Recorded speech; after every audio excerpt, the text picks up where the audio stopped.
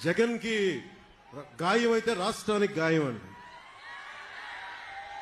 మీకు ఒక్కరికి గాయం అయితే అది రాష్ట్రానికి గాయం కదా.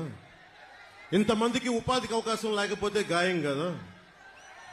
ఇంతమంది మత్స్యకారులకి ఉపాధి అవకాశం లేకపోతే గాయం కదా.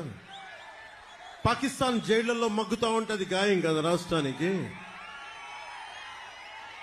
చేనేత కార్మికులు, కళంకారీ కార్మికులు రోడ్ల మీద పడి ఉపాధి అవకాశాలు లేక ఆత్మహత్యలు చేసుకుంటా ఉంటే రాష్ట్రానికి గాయం కదా.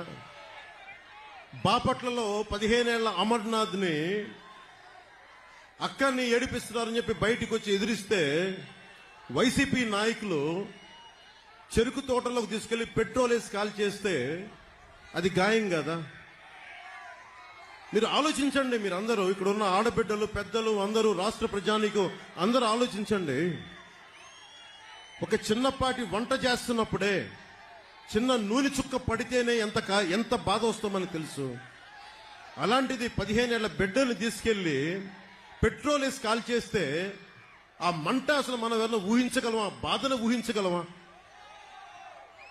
అలాంటి అది వదిలేసి ఇతని తలకి అతను కొట్టుకున్నాడో ఎవరు ఇసిరారో అతనే, అదంతా మనకు మాయ ఎలా జరిగిందో తెలియదు.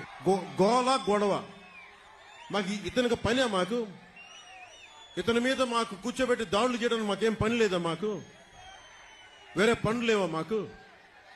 అయినా మీలాగా క్రిమినల్స్ మేము. అందరి మీద దాడి చేసే నీకు అసలు నీ మీద ఎవరికైనా దాడి చేయడానికి ధైర్యం ఉంటుందా? నువ్వు బతకనిస్తావా? నువ్వు